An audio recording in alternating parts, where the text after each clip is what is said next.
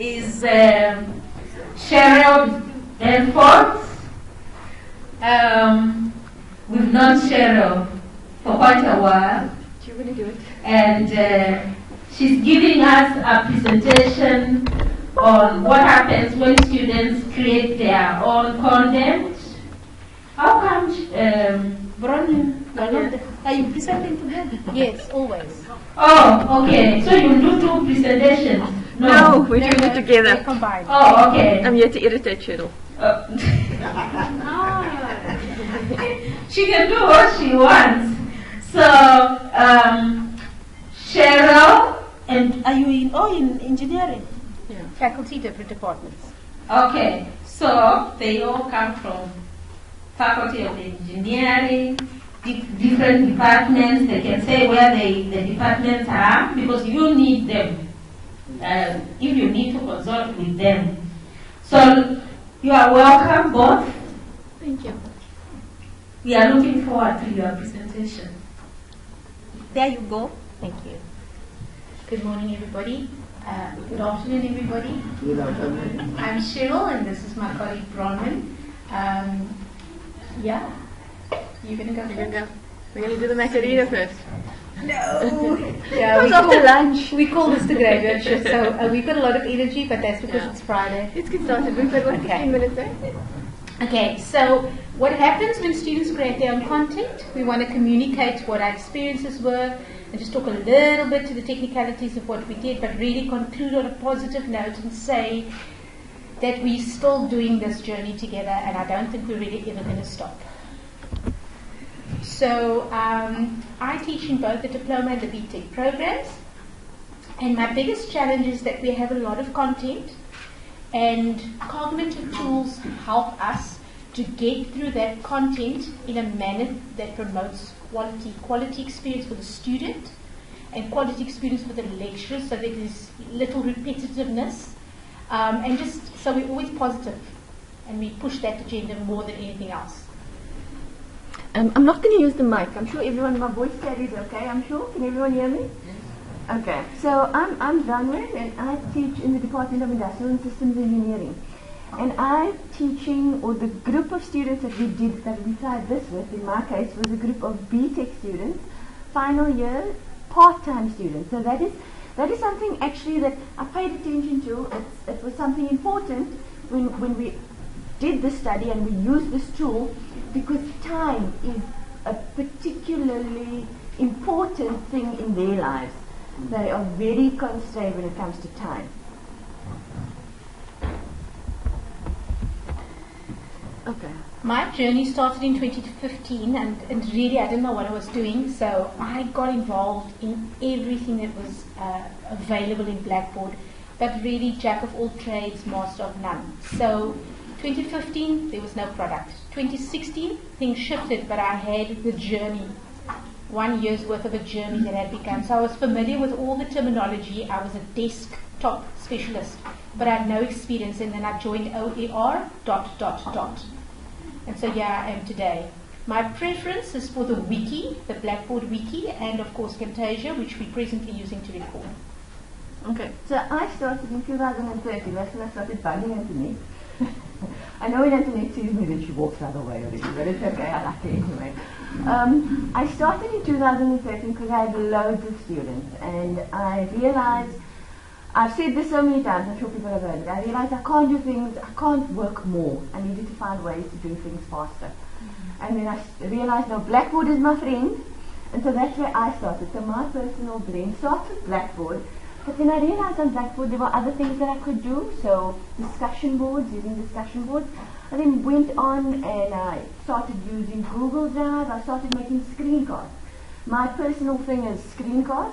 I took my screencasts in FESMA school, I took my screencasts to YouTube. So I've been playing around also with an assortment of tools, but my favorite is screencasts.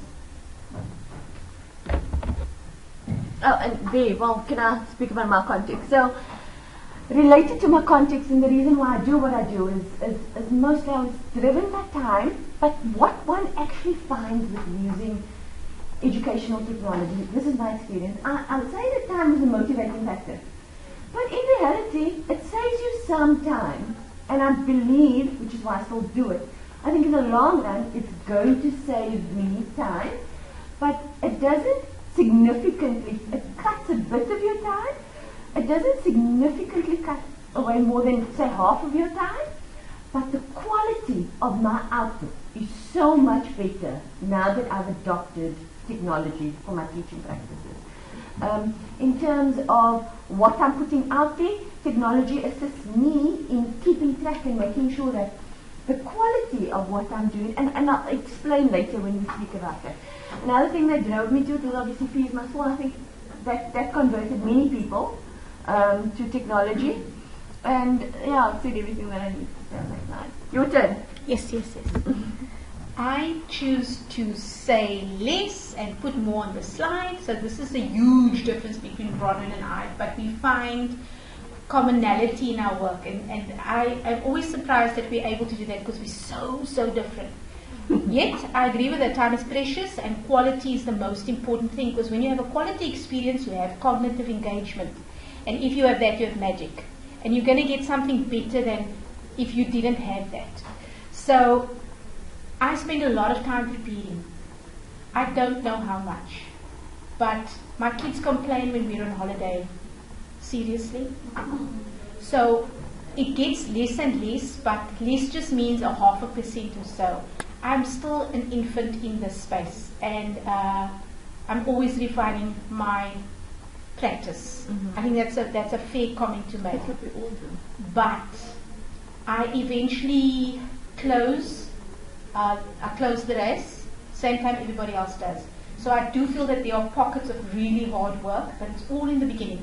So the reason I use technology, long story short, is I hate redundancy. I hate it. I hate repeating myself. So I develop a repository of tools, products, etc., services, if you will, and I either discard it after 1 or 2 iterations, or I reuse it, refine it. So Camtasia is my tool of choice because it allows me to put makeup on and you can't see it. So that's the beauty of the technology that you ultimately use. It becomes your friend. It's your go-to product. And the student doesn't care about my journey. They want product that they can relate to. So the background noises of mommy, where's the food? Irrelevant. It makes me human. They connect. And I put the tracking function on just to see how many hits I'm getting, and it makes me feel good because I can see they're using it. Of course, I don't have to wait till the FISA. I can use the tracking function to check, the activity. But the FISA shows you everything. It shows you the final measurement of what you've been doing. And I've been starting to see that improvement not only in the numbers, but also in the emails. I'm starting to get those emails that make you feel good about yourself and then ultimately make you actually do more. So I've become a manager of my students' learning. I'm learning to refine that little skill set as well. So I will say that the focus is absolutely there in the contact sessions. And I used to be able to only hold attention for 15 minutes. I can hold it for 30 minutes now. It's amazing. Moving on. We're there. Okay, so what is it that we did? I'm sure you want to know what's the story now. So Cheryl and I got together in the beginning of this year. And we were thinking of, again, better ways to do things. And I think against the backdrop of fees must fall, we thought, how could we get our students to be more involved using technology? How could we also get our students to help us co-create content in our courses? And then the other person that's also really guided us, given us a lot of support and guidance, is Daniela. So with Daniela's assistance, we came up with this idea of using cognitive tools. So in my case, it was screencasting. Cheryl will speak a bit about the wikis, but using cognitive tools to create a platform or mechanism for students to help us co-create, and also at the same time try and see if there's deeper learning that takes place as a result of them co-creating material and using these cognitive tools, which is computer-based tools. So a definition, and it's not a research, I'm very quickly, a definition from literature is it's a computer-based tool that is used to engage learners in meaningful cognitive processing of information. So it just is something, a computer-based tool that helps them to learn and engage with the material more. Okay, is that everything covered in that slide? Yes. What I did is I gave them a list of topics. So topics that I actually covered in class. And I then asked them, the first thing that I did, so I used screencasting, but I also got them to journal. So there's a journal in Blackboard. I got them to, for a couple of weeks, it was every second week, so it was 8 weeks they journaled. Every second week they journaled about this topic. And I would give them feedback, so one-on-one feedback based on the journal. And what I asked them for was critical thinking. So they first had to explain, give me a definition of the tool, give me why it could be used. Is that me? I'm sorry. It's okay. And then give me some critical thinking. So give me some critical application of this tool. And then I asked students to get together in a group, and in a group they produced a screencast on this content. And so they produced a product, so a video that can be used and watched by other students later, but they also had to say, give me a bit of information, add a bit more to the course in terms of how what they were taught in course can be applied in industry. So that's what I did. Over to you. Thank you. My approach was a little bit different. Hypothetically speaking, our chapters, there are 10 chapters of learning to get through in a semester, and I elected to omit 2 of those chapters, and I put that forward as the content I wanted them to discover. So I pre-assigned groups of, I think it was 6 students, they were randomly assigned, sorry for that. And students worked completely online. They never met. They had that option. And I gave them 2 weeks or thereabouts just to get some content onto the wiki. So I set it up and they populated with information in terms of headings that I've suggested. They don't have to do anything I suggest. They can obviously do their own thing. But initially they go with what you suggest, all right? Then after that 2 weeks, there was peer comment and, of course, my comment. And my comment was the most valuable because I had to set a standard. And once I started commenting, the peer comments came through and they didn't hold back. So in terms of what I'd asked for and beyond started to appear. So then that closed, and then the student had a chance now to edit their work. And the beautiful thing about Blackboard Wiki is you can see who's doing the work as part of your rubric. You can actually look at the activity, right? So you can see who really did the work and then who critically assisted that process. And through the peer-to-peer comment in the group, you can see how they grew. And they were just deserving of the end product. So fundamentally, the knowledge was going in because they were doing so much reflective practice and not even recognizing it. So I concluded the process with a sort of a tutorial, online tutorial, which basically asked them to answer questions, but the knowledge was in their mind space already. And not that we can really quote FISA as a survey, but the results were excellent. There was no blanks, there was paragraph, there was words, there was discussion. And that was really lovely. I enjoyed that particular aspect very much. So yeah. So what we did after that is we then did some research on that. You change. Is it me? I don't know who's changing. Okay. Only one person says. What we did is we then did some research on that. There were things that we sat together and we made sure that our rubrics for the 2 different tools, because 2 different cognitive tools. The one is a screencast, the one is a wiki. We made sure that our rubrics were the same, and then we got ethical clearance. We actually got the ethical clearance from a department, and then we surveyed our students. Because we wanted to see how they felt, what their perceptions were about these cognitive tools that we let them use and how it impacted on their learning. And we actually found that there was deeper learning that took place, and the relationships, then we looked at other variables as well. Did the technical competency that they felt about using the tool affect their deeper learning? Did the responsibility that they felt having to use the tool affect their learning? And what was the other one? Collaboration. Did it support collaboration? And we found different results with the various aspects, but the bottom line is there was deeper learning that took place.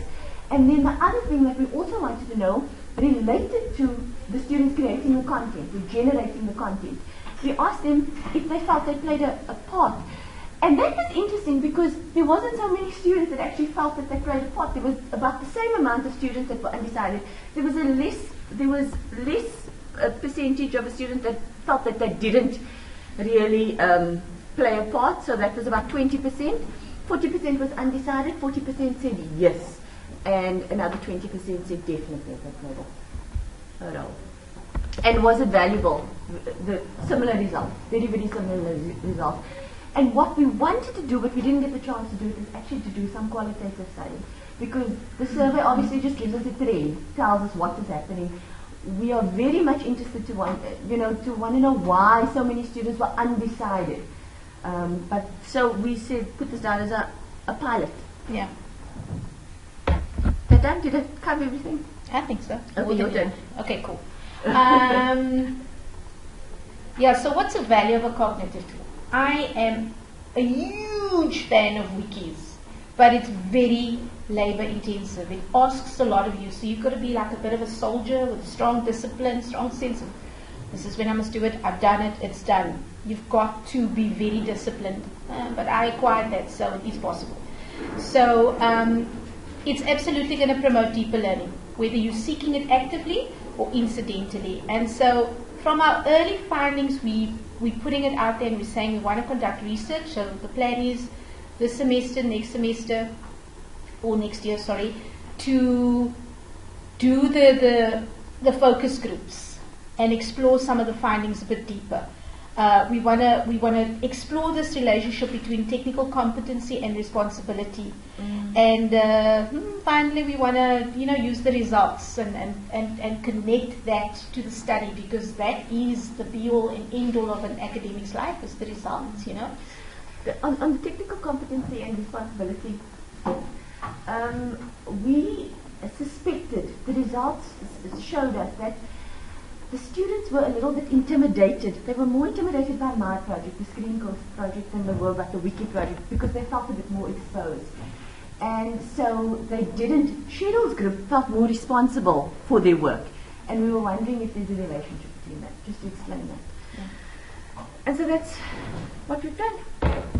So if anybody's interested in joining us, or joining us, or joining us, oh my goodness, the names have arrived.